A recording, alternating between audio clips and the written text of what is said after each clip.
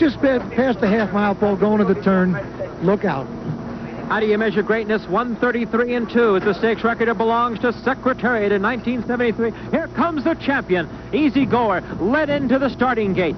Number 5, Pat Day on the outside. They're ready to run in the Gotham Stakes of 1989. Marshall Cassidy sends them off, and they're underway in the Gotham. Cantrell Road on the outside of Diamond Donnie. Those two are vying for the early lead. Have 3 on Expensive Decision. Texian on the inside and Easy Goer on the outside as they leave the chute. Now Easy Goer has made a bold move on the outside to move alongside Diamond Donnie. Cantrell Road joins them in 3rd. And on the rail, Texian, Expensive Decision, is now 5th. Diamond Donnie continues to lead. The quarter has been run in 22 and 2. Texian on the rail, and alongside is Cantrell Road. Those 3 are now across the track and have a length and a half on Easy Goer, then Expensive Decision. The half, extremely fast, 44 and 1. They round the far turn. It's still Diamond Donnie, and Easy Goer remains far back. Diamond Donnie leading by a length and a half. Now, Easy Goer has made a move again on the outside, and Easy Goer takes second by a length. Texian on the rail 3rd, then Expensive Decision, and Cantrell Road has dropped into 5th. 3/4, 8 and 3. The pace is still fast as Easy Goer moves alongside Diamond Donnie.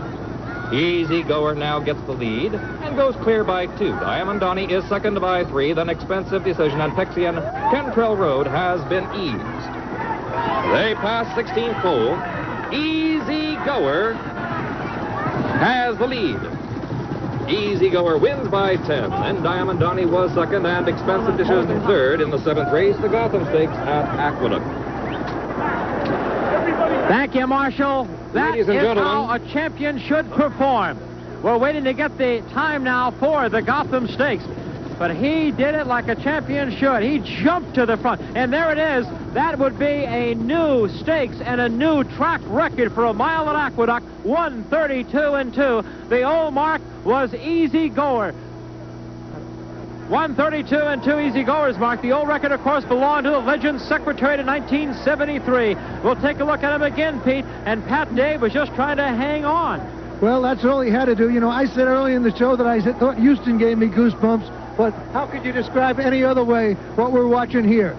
Pat also talked about when this horse levels off, he gets a foot lower to the ground and just becomes a streamlined jet airplane type of thing, and that's what he's doing here. This Marshall called the margin 10. I won't be surprised if it's even longer than that. And it is a new stakes and track record at Aqueduct for the mile. 1:32 and 2. He smashed Secretariat's mark by a full second. Ladies and gentlemen, you're looking at greatness. Easy Goer, the champion. Welcome back to Aqueduct, maybe a part of racing legend here, as you see Pat Day bringing Easy Goer back to the winner's circle. The last time a 2-year-old champion stood in the winner's circle after a Gotham Stakes was 17 years ago when Secretariat did it. At the time it was a stakes record, 1:33 and 2. Today, Easy Goer smashed Secretariat's mark by 1 full second, 1:32 and 2. The fractions, 22 and 2, 44 and 1, 1:08 and 3, 1:32 and 2, and he looked like he was having a ball doing it. Easy Goer by Aladar out of the Buck Passamere relaxing unofficially. Easy Goer winning it. Diamond Donnie, the Maryland horse, kept on the track and finished second today, over 10 lengths back. Expensive Decision ran third, 1:32 and 2. Pete Axum now with a telestrator look at the Gotham Stakes. Axe? Well, the best laid plans, Chris. You know, here's Diamond Donnie in front, and Pat Day's laying back comfortably in fourth. The pace is fast. You know Pat's plan is to just wait and make his move later. But all of a sudden, look at this horse. He's so full of himself, he drags him up to the lead. Absolutely drags him into contention.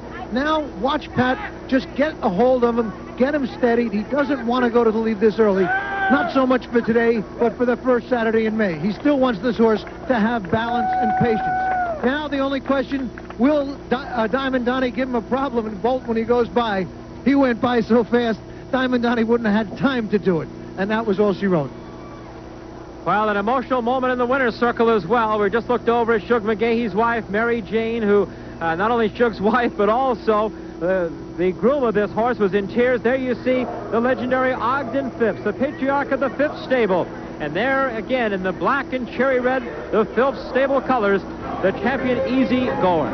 We'll be back with more of our story of a record-setting Gotham Stakes in New York. Pat Day's going to be a happy man.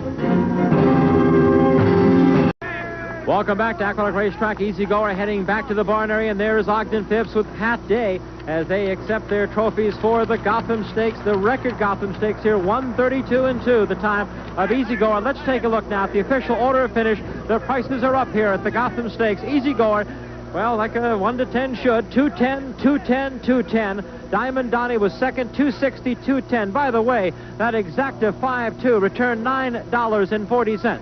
Expensive decision, also 210. So the bridge jumpers didn't have to breathe that hard today. Easy Goer performed like the champion he was supposed to. Texian, by the way, ran fourth in the race. It was an awesome performance. The people here were giving Easy Goer a cheer as he came into the winner's circle and as he left. Let's take a look now, a tight ISO look at Easy Goer. There you see the cherry red cap, the black silks, as Easy Goer pulls Pat Day around the turn. You see inside him Diamond Donnie. But Pat Day again, not even asking, as Easy Goer just lets him out a notch, and look at the big horse move now. Here he comes as he comes down the way here, down the stretch. And it was an impressive performance. He won by more than 10 lengths, Marshall Cassidy called it. Again, the time, 132-2, a new stakes, a new track record here at Aqueduct in New York. And there's Shug McGahee, the Eclipse Award-winning trainer, the man who's been guiding this champion's career, and what a job he's done to this point. We'll be back to talk to the winners in a moment. We all know that it takes quite a bit in this game to leave me speechless, so I'm going to let the principals involved describe what we just watched today. Well, you know, this horse had trained very well since the swales. I told everybody. I was anxious to run him today because I was hoping that it wasn't something that was false. But the swale stakes in Florida moved him up, you know, terrifically. Given a little bit of benefit of the doubt on the 32-2, the track has been extremely fast here last couple of days, but, you know, I had no idea he would run, you know, anywhere close to that time. You know, I thought 33 and change, you know, and I'd be elated. 34 change, I'd have been elated. But, you know, to do something like this just, you know, proves that he wasn't fooling me. Well, Pat, let's go to the replay and take a look. Let you add in a little more education for me, since I'm obviously helpless in this case. Oh, well, I don't... Here we are. Yes, sir, I can see the monitor there. He broke much better today than he did in the swale stake and was just clocking horses down the backside. Just as we come on the main track, it looked like Chris Antley wanted to get over inside of the two-horse. He had a right there... He's had a history of trying to get out and bolt, and I'm sure Chris wanted to get to the inside of him. Right here, my horse kind of, it almost looked like he made a premature move, but then he settled. And I really never asked him. You know, he went on around the turn easy. I kept watching the two-horse, but I was catching him as he started coming out of the head of the lane, and I was already obligated to the outside, which worked out fine. I had to help my horse. I didn't have to help him, but I helped him just a little bit to change leads and encouraged him just a little bit to get him to finish on up, and then just primarily rode with him. He was under no undue encouragement from me the last part of the race, and I was just truly amazed when I come back. As I told you earlier, I thought he would run in 33 and change, and was just very surprised and elated to see the time on the board when I came back, knowing how easily he had done it. Right here, when you were going by, it almost looked like this horse wanted to get by him so fast that the other horse wouldn't have had a time to bolt into him if he wanted to. Well, I would hope not. You know, a horse like this colt is such a nice colt. I certainly don't want to take any unnecessary chances at this stage of the game and possibly incur an injury or something. So we just, right here, we're just letting him do it on his own. I mean, it was a pleasure. You know, from a rider's standpoint, I just can't, words don't describe what I was feeling as we was coming down the lane. Well, I'm glad someone else is speechless, but let's go to our special guest, Mary J. McGahee. You've been exercise rider, groom. I know I've seen you in the stall with him these mornings, and of course now you're about to give birth, so you can't do all your duties. But I know how close he is to your heart. Describe how it feels to see something this almost freakish that he could accomplish. Well, I've always thought that he had a whole lot of talent, and every time he runs, he still amazes me more. It warms your heart, I'll tell you. Yeah. Your heart must be about as warm as it could be then today. Yeah. I thought it was the last time, but it's getting, every time, it seems like he does something else to get me all excited again. Just keeps getting better and better, Chris, and so does this horse. Back to you. Look at the crowd of people around that winner's circle there, the photographers pressing in. They know they're sharing something that is special in racing. And I'm with a gentleman who's had so many special moments in this sport and given us so many. Bull Forbes, Buck Passer, they just come rushing back to us, of course.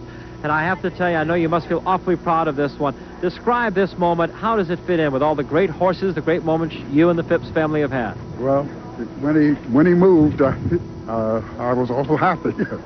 And I thought then he was going to come on and do it well, which he did do.